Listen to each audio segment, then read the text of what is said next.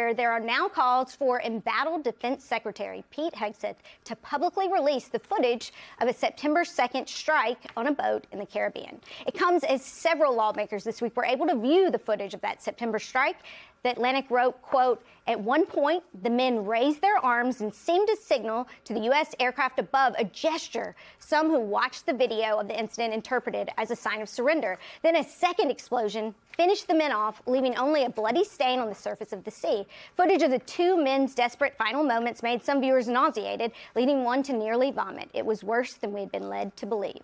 Hegseth and President Trump have not presented any evidence that the targets were narco-terrorists. Instead, they're arguing that unidentified boat crews sailing in international waters are narco-terrorists and therefore considered fair game if you stretch the post-9/11 authorization for use of military force all the way to today. And according to a new report from CNN citing two sources with direct knowledge of his remarks, the admiral who briefed lawmakers told them the alleged narco boat at the center of the September strike was actually heading to link up with another vessel bound for Suriname, not the U.S. One thing is clear, during this scandal, the White House can't seem to keep their story straight. Why? I can tell you that was definitely not artificial intelligence. I watched it live.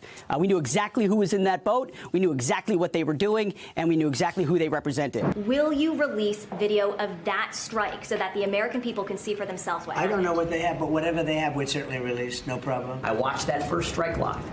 As you can imagine, at the Department of War, we got a lot of things to do. So I didn't stick around for the hour and 2 hours, whatever. I did not personally see survivors, but I stand, because the thing was on fire. This is called the fog of war. This is what you in the press don't understand. Now, General Pete Hegseth can claim that the press does not understand the, quote, fog of war, but you actually have a great piece about the fog of war in the Bulwark this week. There have been calls for Defense Secretary Hegseth to step down, but Admiral Bradley told lawmakers that there was no kill-them-all order. So do you believe that the second strike, as described by lawmakers, was a violation of the laws of war? I do. This whole thing, we're going to see continued releases, new information on a daily basis as there's continued inquiries and investigations and members of Congress stepping forward with new information. And I think we're at the very beginning of it. Truthfully, Elise, this is going to go on for a long time with a lot of people giving more insight into this. But yes, I do believe a second strike, a restrike, not a double tap, which I talked about in an article today in the Bulwark. That's a different kind of approach, as well as a misuse of the term fog of war by the Secretary. All of these things are coming together now, and I think people are getting a greater understanding of what exactly occurred on the 2nd of September. Susan, what do you make of the shifting stories from the administration on this, but then also the sort of chain of responsibility and chain of command here? You know, the president saying he has faith in Pete Hegseth. Pete Hegseth says he has faith in this Admiral Bradley. Do you think that there's an assessment of sort of fault and political risk here? Are they really backing this guy, or is he potentially being set up here? Well, they are until they aren't. I mean, that's the way Donald Trump works. If we look at his first term, he was fully behind someone until they fired him by a tweet. So now he'll be fired via Truth Social post. I don't know exactly what will happen with the general. Obviously, the general can speak to that much more.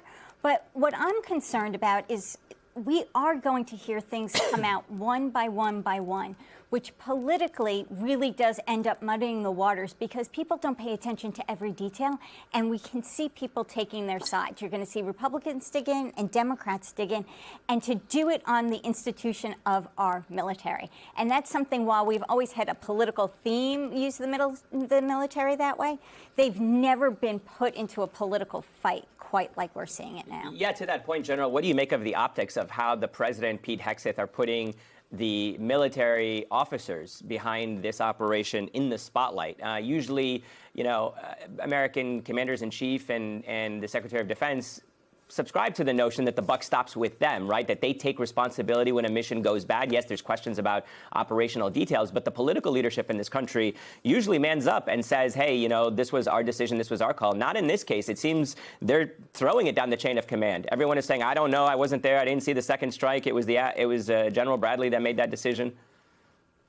Well, I think we're going to see continuation of that. I mean, But I also believe, and because I know the military, that the military people that are going to testify with film, with audio, with documents that showed what happened in terms of a timeline are going to be readily transparent in terms of what they did. And they know, I would guess, that most of the military folks now know that there are trouble in this particular situation. And the more that the military folks who testify provide the truth, it's going to continue, as you just said a minute ago, evolving what the Secretary and the President says. If that film is released to the American people, and the President said no big deal to him, but the Secretary was asked the other day, would he release it, twice by reporters, and he didn't respond and just smiled at them. So I think we're going to see more and more release of information that's going to make the administration people are going to begin to understand what exactly happened inside the administration and what they're doing.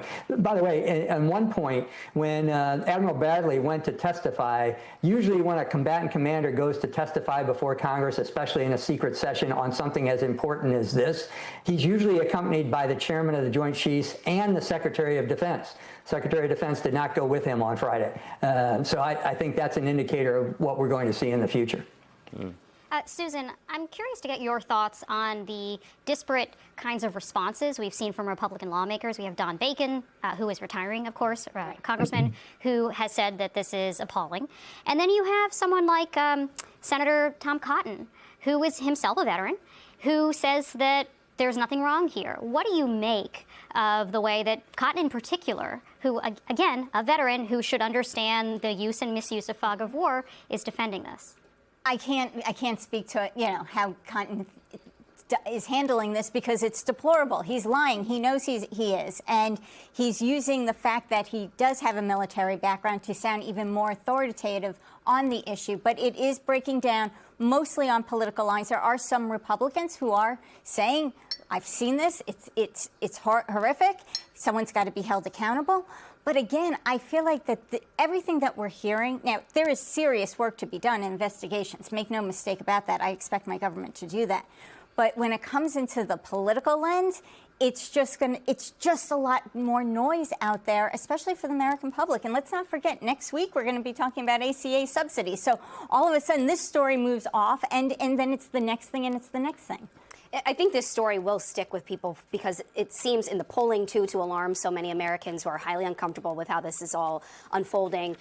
General, to Catherine's point, this video, the way that it is described to the public, it almost sounds like some kind of Rorschach test where the way that you are and the way that you view the world is completely reshaping the way you interpret what must be the same images shown to all of these different lawmakers. And I guess I want your reflection on what you've heard from them, because there are these different pieces coming out and from their descriptions and from the reporting. We're to understand that perhaps they waved their hands as though they were trying to get help from somebody, whether that is to, wave a white flag and surrender, or that's them reaching out to other alleged traffickers. It's unclear. It seems like it's up to people's interpretation. We hear from some lawmakers that they were immediately trying to get back on the boat and continue this drug mission. Others saying, no, it's very clear that they were helpless and hanging on here. So I guess my question is to you, is it possible that this video is that confusing and that there can be that many different interpretations of the same scene? Because as an outsider and a civilian, I would imagine our military has very capable, high-quality cameras and equipment that allow them to exercise these strikes in such a way where those things shouldn't be so confusing to them or to the public. But please tell me if I'm wrong.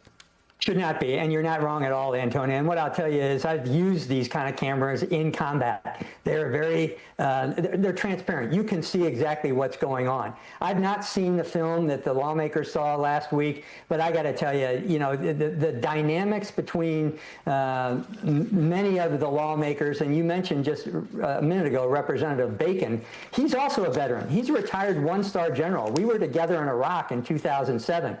He's a retired Air Force guy. He has seen this kind of gun camera tape throughout his career. So when he says that it looks like a valid hit, and when you've got somebody like Senator Cotton saying the things he did, it's two realities. I mean, it's Earth 1 and Earth 2. I don't understand it. You'll be able to see, if the films are shown to the American public, you will be able to see exactly what was going on this boat. In the military, we call these, sometimes derisively call these things war porn.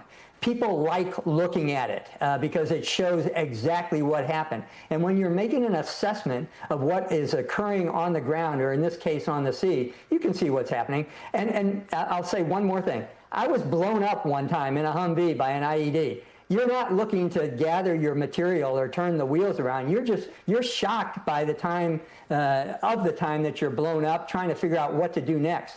If those two individuals on the boat were actually trying to turn the boat over or gather up some cocaine that was floating around, they're a lot better person than I am, and I just don't believe that was the case of what was happening.